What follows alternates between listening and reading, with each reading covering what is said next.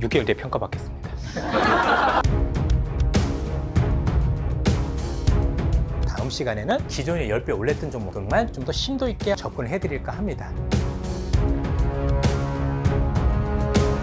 돈 벌 게 참 많아지는 것 같아요. 그러면은 예상치 못한 혹은 예상과는 다른 현상이 나타나서 시장에 충격을 줄 수 있는 게 뭐가 될 것인가. 그래서 어떤 분들은 그런 이야기를 해요.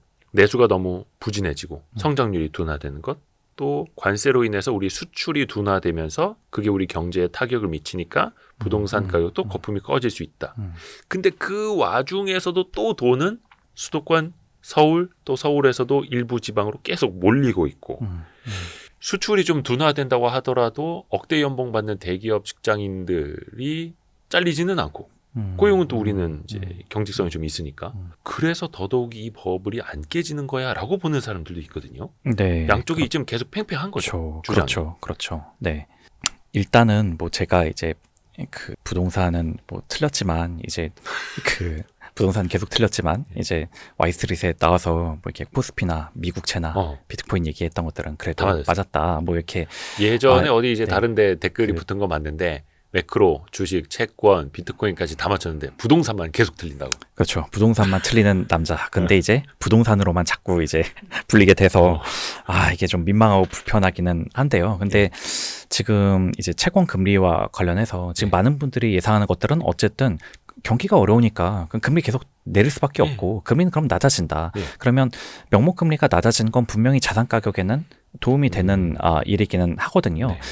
그런데 저는 이것도 이제 긴 틀에서 어쨌든 부동산 투자라는 거는 장기 투자일 수밖에 없는 거니까 뭐 주식이나 채권 하듯이 막 이렇게 금리 조금 내렸다고 뭐 먹고 이럴 수 있는 시장이 아니지 않습니까? 근데 좀 금리에 대해서 어떤 큰 틀 한 가지 좀 말씀을 드리자면은 지금은 그 한화생명에 계신 이제 김일구 전무님께서 본인의 인생의 책이라면서 소개를 해주신 게 있었는데 그게 1998년에 나온 게리 실링이라는 분이 쓴 디플레이션이라는 책입니다. 이 책의 큰 내용은 결국 뭐냐면 앞으로는 그러니까 디플레이션의 시대다. 그리고 디플레이션이 오는 이유에 대해서 그러니까 그 나쁜 디플레이션이 아니라 좋은 의미의 어떤 디플레이션인 건데 한마디로 좋은 의미의 디플레이션이요? 좋은 의미의 디플레이션이라는 것은 이제 웬만해서 물가 상승이 잘 오지 않는 그러니까 물가가 아주 쫙 이렇게 잘 내려가는 뭐 그러니까 디스인플레이션 같은 뭐 좀 의미이기도 하지만 그래도 경기가 후퇴하면서 물가 떨어지는 게 아니라 그렇죠. 물가 상승이 굉장히 완만해지거나 둔화돼서 진정이 되어 있는 상황. 그렇죠. 약간 그런 거죠. 근데 그렇게 되는 이유에 대해서 이분이 이렇게 책에 쓴 골자들이 보면은 일단 이제 98년도 그때의 상황에 입각해서 보면 냉전 종식으로 전 세계 방위비 지출이 삭감되었다. 그 주요 나라의 정부 지출과 적자가 축소되고 있다. 그 재화와 용역의 글로벌 소싱이 비용을 절감시킨다. 시장 경제 확산에 의해 세계적으로 공급이 늘어난다.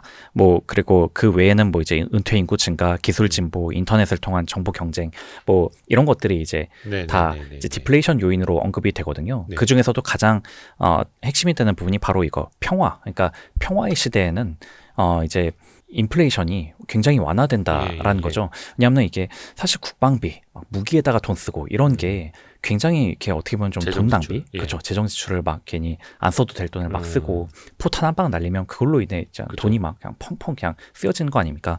그러니까 근데 당시 90년대 후반은 이제 미국이 어떤 그 1인 파워 이제 소련이라는 때를 이제 물리치고 또 중국도 그때는 아직 뭐 힘이 약하던 시절이고 하니까 이제 방위비 지출, 국방비 지출이란 게 낮아지고 그로 인해서 어떤 주요 국가들도 정부 지출, 적자 같은 게 축소가 되고 그러기 때문에 이게 이제 어떤 디플레이션 기조로 간다라는 건데 그래서 이제 당시 김일구 전무님이 이 책을 보고 이제 감동을 받으셔서 그럼 디플레이션의 시대에는 어떤 걸로 이제 직업을 영위하고 살면 좋으냐라고 했을 때 그게 채권이었다는 거죠. 채권은 어쨌든 인플레이션이 낮아질수록 금리가 낮아지면서 굉장히 수혜를 받는 그런 거니까. 그리고 실제로 게리 실링의 말처럼 98년 이후에는 채권 금리가 쫙 이렇게 내려옴으로써 내려와서 이제 채권은 그냥 뭐 밀리면 사고 하면은 그냥 계속 벌 수 있는 그런 어떤 채권하기 너무 좋은 시절이 지속이 됐던 거죠. 그런데 지금은 이 게리 실링이 당시 디플레이션에서 얘기했었던 요인들이 슬슬 다 반대로 지금 돌아가고 있다라는 겁니다. 그러니까 여러분이 예. 보시면 아시겠습니다만 저도 생각 든 게 예. 거의 지금이랑 완전 반대되는 게 맞네. 그렇죠. 그러니까 지금 방위비 지출을 지금 서로 막 계속 방위비 지금 늘리고 증액하고 있고 그래서 주요 나라의 정부 지출과 적자는 오히려 늘어나고 막 지금 있고. 계속 늘어나고 있고 그리고 재화 영역의 글로벌 소싱 지금 서로 차단하려고 막 그렇죠. 지금 노력을 보호무역으로 가고. 하고 있다 보니까 어떤 이게 시장 경제 확산이 아니라 좀 이렇게 보호무역 말씀 주신 그런 거대로 이제 가고 있고 또한 인터넷 통한 어떤 정보가 이게 최저가를 자꾸 찾아서 낮춰 들어가는 것도 거의 한계 이제 한계 왔죠. 그렇죠. 사실. 도달한다고 봐야 되겠죠. 그러니까 예전에 뭐 대형마트 3사도 막 10원 뛰기 경쟁을 많이 했지만 이제는 뭐 쿠팡도 그렇죠. 사람들이 이제 최저가 잘 안 보고 그냥 빨리 배송되는 거 더 네, 좋은 거 위주로 네. 사고 이러잖아요. 맞습니다. 네, 그렇죠. 네. 와, 신기하게 완전 반대로 되고 있네. 그렇죠. 그러면 지금은 네. 이 이해하기로는 디플레이션의 시대가 아니라 인플레이션의 시대다. 이렇게 읽히는데. 그렇죠. 큰 틀에서는 그래도 이제 그 은퇴자가 많아지고 고령화 될수록 그게 디플레이션 요인이긴 하니까 이게 그거는 혼재된다고 치면은 과거만큼의 어떤 그런 편하게 디플레는. 저금리로 가는 시대는 아니고 그때보다는 이제 좀 더 금리가 오르는 시대다. 그래서 여기서 보시는 것처럼 지금 이 빨간색 선이 이제 미국채 10년물 금리인데 보시면 그 게리 실링이 디플레이션 언급했던 시기 때부터 쫙 내려오다가 이게 대략 한 이제 코로나 이후 때부터 이렇게 탁 이렇게 지금 올라온 모습이 좀 관찰이 되고 있죠. 네. 그러니까 미국의 국채 수익률이 내려온다라는 건 미국 국채가 강세를 보이다가 코로나를 이제 그렇죠. 기점으로 해서 확 그냥 약세로 가버렸던. 그렇죠. 지금은 뭐 이제 미국채 가격이 낮아진 걸 두고 이제 뭐 신뢰의 문제도 얘기를 하지만 그거보다는 사실 근간에는 좀 이제 인플레이션 이제 과거처럼 그런 디플레이션의 시대가 아니라 뭔가 이제 국방비도 많이 지출하고 한마디로 평화의 시대가 아니라 이젠 다시 가끔씩 전쟁이 발발하는 그런 갈등의 시대라는 것 자체가 금리를 들어 올리는 요인이 된다라는 거죠. 그러면 이걸 말씀해 주신 이유는 아까 세 가지 어떻게 보면 지금 서울 지역 일부 부동산이 버블이 이어지는 원인 세 가지. 금리가 낮아질 거라는 기대, 공급 부진이 이어질 거라는 기대, 민주당 정권에선 집값이 올랐다는 학습 효과인데 첫 번째 그러면 금리가 계속 낮아질 거라는 기대는 깨질 수도 있다. 이게 어찌 보면 지금 민주당 집권과도 약간은 이제 겹치는 이슈이기는 한데요. 사실 많은 분들이 워낙 이제 민주당 정부에서 이제 집권하게 되면 내수를 살리기 위해 추경도 많이 하겠다 이런 얘기를 해왔다 보니까 그러면 결국은 정부가 돈 푼다는 건데 돈 풀면 집값 오르는 거 아니야? 약간 이런 식으로 이제 단순하게 좀 엮고 있거든요. 네. 근데 이게 저는 과거 코로나 시기에 그때 실제로 정부가 돈을 많이 풀었고 그때 집값이 많이 올랐으니까 야 정부가 돈 많이 풀면 집값이 오른다, 자산 가격이 오른다, 약간 요렇게 학습 효과가 좀 생긴 것 같아요. 근데 사실 그 기저에는 그때 당시 이제 전 세계가 다 같이 이제 거의 제로 금리로 네. 이렇게 쫙 금리를 끌어내렸고 그럼에도 불구하고 그때까지는 약간 그 디플레이션의 시대. 그 전까지. 그렇죠. 코로나 전까지는 사실 우리나라 물가 상승률도 0%대였어요. 글로벌 자체가 예. 물가가 굉장히 안정됐던 시기였다 보니까 다들 금리를 꽉 낮추고 막 이렇게 국채 발행을 많이 해도 초반에는 이제 금리가 뛰지를 않았었죠. 근데 이제 코로나가 이제 엔데믹으로 들어가는 시기에 맞춰서 또 저기 전쟁도 터지고 그렇죠. 하면서. 그러면서 이제 금리가 쫙 이제 뛰어 버렸는데 결국은 그때 다들 기억하시기로는 그 금리가 낮았을 때 자산 가격들이 많이 올랐고 금리가 튀고 나서는 이제 자산 가격들이 붕괴됐었던 2022년에는 실제로 뭐 주식, 뭐 많이 부동산 떨어졌고. 다 같이 많이 떨어졌지 않습니까? 좀 그런 기억은 이제 선명하게 가지고 계실 겁니다. 네. 그러니까 결국은 관건은 금리가 그렇게 많이 떨어지느냐지 정부가 돈을 푼다가 아니라는 거죠. 이거는 어떻게 보면 우리가 생각해 봤을 때 복지가 늘어난다가 아파트 가격이 올라간다와는 상관이 없지 않습니까? 네. 근데 정부가 돈을 많이 푼다는 복지가 늘어난다와 좀 더 관련이 깊은 주제인 거거든요. 그러니까 정부가 돈을 푸는 것이 자산 가격을 들어올리는 요인은 아니고 물론 이제 뭐 주식, 코인, 배달 뭐 이런 쪽에는 좀 수혜가 이제 좀 가긴 한다고 하지만 정부가 푸는 돈 정도로 이제 뭐 집을 사기에는 그건 뭐 턱없이 부족한 돈이죠. 네, 이거는 네, 소비하라고 주는 네, 돈인 네, 거고. 네, 그렇고 오히려 지금은 이제 지금 미국도 그렇고 뭐 지금 유럽도 지금 그런 상황인데 정부가 뭐 내수를 살리기 위해서든 아니면 국방비를 늘리기 위해서든 이렇게 지출을 늘리겠다고 하는 대로 금리가 지금 오르고 있는 상황입니다. 지금 유로존 같은 경우도 독일이 국방비 많이 늘리겠다고 한 이후로 금리가 다 같이 쫙 이렇게 지금 국채 금리가 오르는 상황이거든요. 지금 보시면 우리나라도 민주당 집권이 거의 확실시 되던 시점부터 그러니까 지금 보면은 4월 말이 우리나라 국채 금리의 저점이었고 그 이후로 꾸준히 지금 금리가 좀 올라서 지금 이렇게 이재명 대통령의 당선 일자 같은 경우 금리가 지금 굉장히 많이 오르고 있는 상황이거든요. 그래서 네. 지금 국채 우리의 어떤 고정금리 주담대의 어떤 지표물이 되는 국채 5년물 뭐 혹은 국채 10년물 이런 것들은 지금 4월 말에 비해서 기준금리는 한 번 내렸는데도 불구하고 네네네. 30bp가 지금 올라온 상황입니다. 시장 금리가 시장 올라버린. 금리가 올라왔고 그리고 실제로 좀 추경이 또 많이 되면은 거기에 맞춰서 또 이제 더 금리가 오를 수도 있는. 그 말인즉슨 민주당 정권이 되면 적극적인 재정을 펼치니 그 재원 마련을 하기 위해서 국채를 더 많이 많이 발행할 거고 발행을 할 거고. 시장에 국채가 공급으로 많이 쏟아지면 저게 다 소화가 되기도 무리이고 그러면 금리를 더 높이 줘야 발행이 다 될 테고 그러니까 지금 선반영되면서 국채 금리가 올라가고 있는 거고 그렇습니다. 네. 그러면 그 상황에서 더더욱이 한국은행은 이것 때문에라도 금리 내리기가 또 쉽지는 않은 거고요. 그런 면이 일단은 좀 존재하죠. 그리고 이제 금리를 내린다는 건 이제 초단기 금리가 내려간다는 것인데 물론 이제 단기 금리 그렇죠. 근데 우리가 통상 이제 자산 가격에 영향을 주는 거는 그거보다는 좀 더 장기 금리인 네. 거고 초단기 금리와 상관없이 장기 금리는 좀 더 이렇게 상방 압력을 계속해서 받을 수 있다. 좀 이렇게 또 생각을 해봐야 될 것 같습니다. 그래서 지금 어떻게 보면 이제 6월 4일 현재 대선 직후에 음. 국채 금리가 많이 올라가고 있고 네. 그러니까 채권이 그렇죠. 많이 약세 급격히 또 약세를 보이고 있고 그 전부터 좀 나타나기는 했습니다만 그러면 이거는 기존의 기대와는 어떻게 달라지는 걸까요? 그러면 채권 금리가 기존의 올라가고 있다라는 건 기대 대출 부담이 더 커질 수 있다. 어, 원리금 부담이 더 커질 수 있다. 원리금 부담이 일단 커진다라기보다는 사실은 그 금리가 내려가는 것 자체가 예. 이제 제한적일 신규로 수 있다. 이제 신규로 이제 주택을 사러 들어오는 어떤 힘 같은 네. 것들을 더 이제 올릴 수 있고 그리고 실제로도 과거 사례들을 보면은 이제 금리가 낮아질 때마다 이제 집값이 좀 이렇게 오르기는 했었거든요. 예. 그러니까 금리가 낮아진다는 것 자체는 쉽게 말하면 돈이 흔해진다라는 그렇죠, 거고 그렇죠. 그다음에 이제 화폐 가치가 그러니까 모두가 지금 생각하는 것 중에 하나는 화폐 가치가 되게 떨어질 수밖에 없다. 왜? 막 돈을 남발하고 막 또 이제 거기에 돈을 남발하기 위해서는 또 이제 중앙은행도 압박을 해서 뭐 금리도 낮추라고 하고 뭐 할 테고 뭐 해서 금리도 낮아지고 돈도 흔해지고 그래서 이제 금리가 그래서 이제 화폐 가치가 낮아질수록 화폐보다는 되게 희소한 자원인 이런 그 부동산 그 중에서도 특히 더 희소한 이제 뭐 서울의 아파트 같은 것들은 더 되게 오를 수밖에 없다라는 좀 그런 인식이 지금 좀 있기는 한 거죠. 어떻게 보면 이 학습 효과가 시장에 고스란히 지금 반영이 되고 있는 거고. 근데 이게 그러면은 이 버블이 터지려면 기존의 인식하고 다른 현상이 나타난다라고 하신 그렇죠. 거잖아요. 그 다른 현상들에 대해서 어떤 게 트리거가 또 될까요? 다른 것들이 제가 언급하고 싶은 게 한 두 가지 정도 예. 가 있는데요.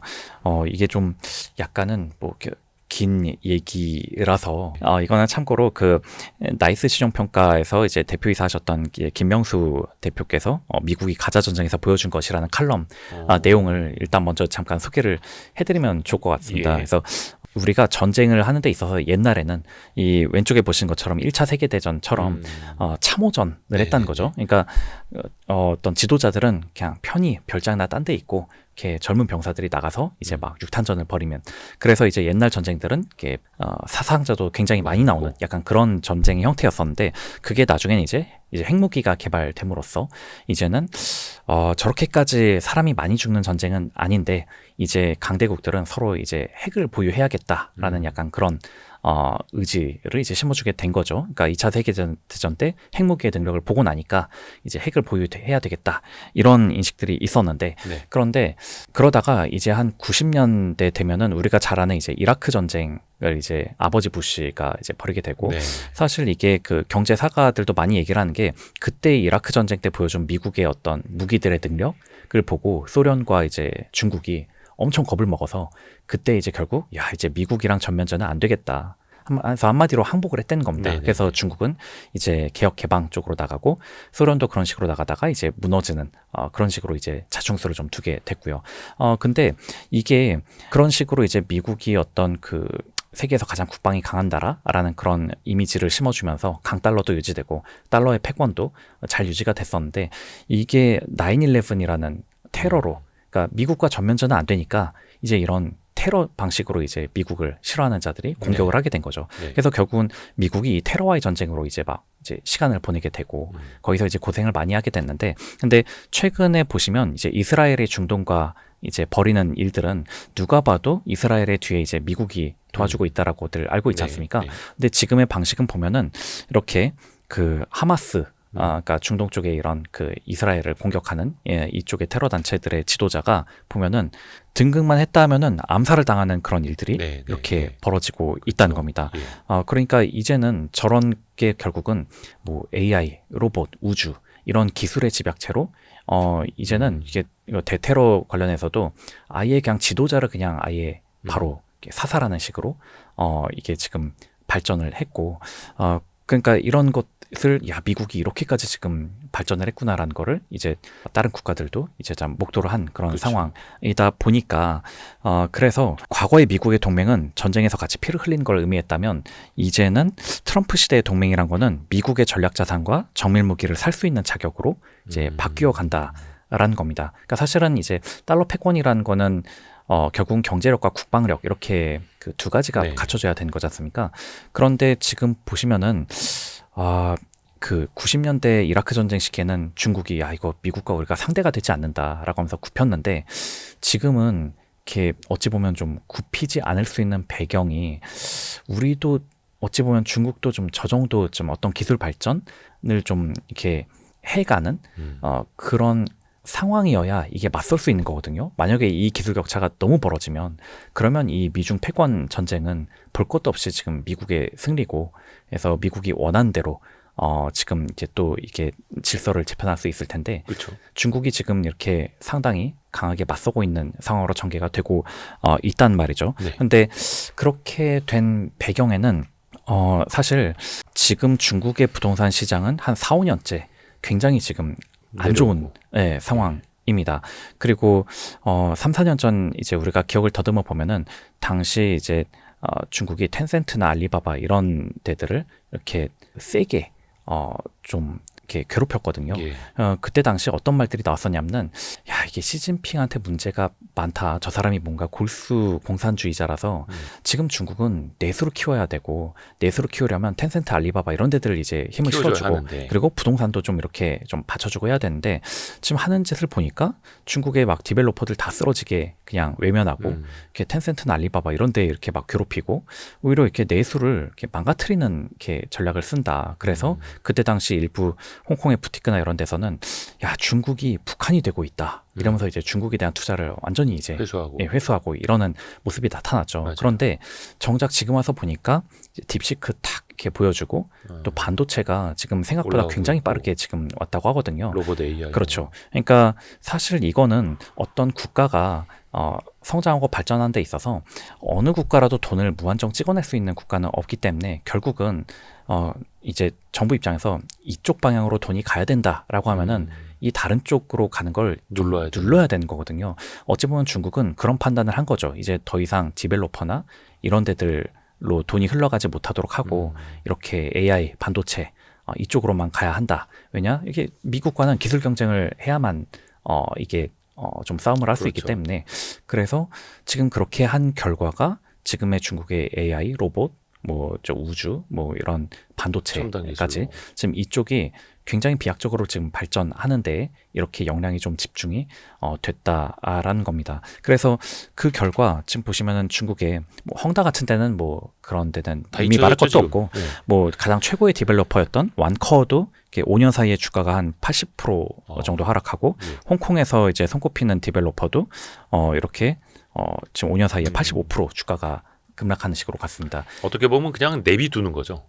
그렇죠. 그러니까 사실 돈이 어디로 갔냐에 따라 인재도 글로 몰리거든요. 그렇죠, 그래서 제가 한 2010년도에 그때 홍콩 출장 갔을 때 야, 주성치는 요새 뭐 하냐 하고 했더니 영화를 하도 안 만들어서 뭐 하냐 했더니 주성치가 디벨로퍼 한다는 거예요. 그러니까 그런 영화를 만드는데 천부적인 소질 있는 사람조차 야 이거 영화 부동산 만들어봐야 야 부동산으로 하는 게 훨씬 돈 번다 해가지고 뭐 주성치도 막 디벨로퍼하고 막 그러니까 이 어떤 국부가 다 그쪽으로 쏠려버리니까 콘크리트로 쏠리는 것보다는 그렇죠. 근데 그거를 이 체질 변화를 한 데 있어서 물론 중국이 지금 굉장히 많은 희생을 치렀죠. 그래서 지금 내수가 굉장히 지금 여전히 안 좋고 네네네. 예전에 집을 샀던 분들이 벼락거지가 되고 근데 그 반대급부로서 지금 이렇게 기술 경쟁에서 IT 분야에서. 좀 이렇게 확 지금 올라오고. 올라갈 수 있는 그런 지금 어떤 도약을 지금 마련을 구조 한 셈입니다. 변혁을 이제 이뤄낸 거죠. 사실 2010년대까지만 하더라도 중국의 경기 부양 하면은 뭐 SOC 투자, 그렇죠. 부동산 경기 부양 네. 이런 거였는데 그래서 확실히 2020년대 들어오면서 달라졌고. 맞습니다. 그게 우리가 그래도 그냥 반성적으로 야 중국이 과거에도 그랬으니까 이쯤 되면 또 뭐 그쵸, 돈 그쵸. 풀어서 뭐 부동산 살릴 거다, SOC 또 뭐 할 거다 음. 막 이런 상상을 했지만 그게 지난 4, 5년간 계속 틀렸고 그 뒤에서 벌인 일을 보니까 다 이쪽 첨단 기술 쪽으로 그렇죠. 돈이 가도록 하기 위해 그래서 뭐 첨단 기술 뭐 2025, 뭐 2030 뭐 여러 가지 계획들이 나오고 있는데 어떻게 보면 중국이어서 더 그렇게 경제 구조 대전환이 가능했던 것 같고. 그런 면이 분명히 있죠. 이게 만약에 선거제를 하는 나라였다면 힘들죠. 더. 야 내수 이렇게 힘든데 지금 뭐 하는 못 거냐면서 견디죠. 예, 뭐 예를 좀 들어서 5년 동안 부동산이 이제 내리 하락하고 있다. 만약에 대한민국이 그랬다간 또 작살나고 한 1년, 2년만 하라 그래도 돈 주고 저거 죽으면 큰일 납니다. 또 그래서 막 규제 완화하고 이거 반복되다 보니까. 그렇죠. 그게 이제 우리의 이제 사고에 좀 그게 고정관념으로 돼 있는데 앞서 보여드린 것처럼 사실은 집값이 떨어지면 이제 고소득자 쪽이 특히 많이 힘들지 오히려 약간은 빈부격차가 해소되는 측면도 분명히 또 있기는 해서 그렇죠. 게다가 지금 이제는 양극화가 너무 심하게 벌어져 있는 상황이다 보니까 음. 오히려 이거를 조금 해소하는 방향으로 뭔가 정책들이 나오는 게 표심에는 더 도움이 될 수 있는 상황이라고도 보여지거든요. 그래서 지금 보면은 글쎄 뭐 이게 이런 게 이제 어찌 보면은 뭐 섣부른 기대일지는 모르겠지만 이제 이재명 대통령 같은 경우 이제 최근에도 뭐 빚내서 집산 시대 끝났다라면서 좀 약간 AI나 R&D 쪽으로 지금 좀 투자를 그쵸. 많이 좀 하려고 지금 하고 있지 않습니까? 음. 그리고 이번에 추경을 하는 것도 다 약간 이제 민생 안정이라든가 또 이런 쪽으로 투자를 몰기 위해서지 이거를 부동산 부양을 위해서 지금 그 돈을 풀지는 않을 것으로 좀 기대는 되고 있단 말이죠. 근데 우리가 생각을 해보면 정부가 이쪽으로 돈을 쓰기로 했는데 그런데 가계부채마저 계속 늘어난다라면은 그러면 금리가 걷잡을 수 없이 올라가게 됩니다. 예. 그러니까 자금은 한정돼 있는데 여기도 쓰겠다 저기도 쓰겠다 하면은 그러면 이제 금리가 올라갈 수밖에 없는 거거든요. 가령 과거에 그럼 야 일본은 국채 그렇게 발행해도 금리 안 오르더라 라는 사례가 있긴 한데 일본은 국민들이 이제 계속 빚을 갚고 저축만 하다 보니까 이 민간에 쌓인 저축이 일본의 국채를 계속 사줌으로써 네. 그래서 국채를 계속 발행해도 금리가 되게 안정적일 수 있었던 거거든요. 국내에서 다 소화가 그렇죠. 되니까. 일단은 그렇게 가계가 계속 이렇게 빚을 더 내기보단 계속 빚을 갚고 저축을 했다. 이게 하나의 큰 요인이고 다른 하나는 앞서 말씀드린 대로 또 세계 평화의 시대, 디플레이션의 시대였었다. 이렇게 두 가지가 결합이 되니까 좀 정부가 막 국채를 막 늘려도 저금리를 좀 유지할 수 있었는데 지금은 그런 평화의 시대도 아니고 거기다가 우리나라는 지금 가계가 막 빚을 갚아나가는 국가도 아니고 하다 보니까 정부가 이런 쪽으로 이렇게 AI나 R&D 이런 쪽으로 이렇게 돈을 많이 쓰려고 하면은 어떻게든 또 금리도 낮아야 이게 효과가 좋을 텐데 그러려면 이 민간 부채가 되도록 늘지 않도록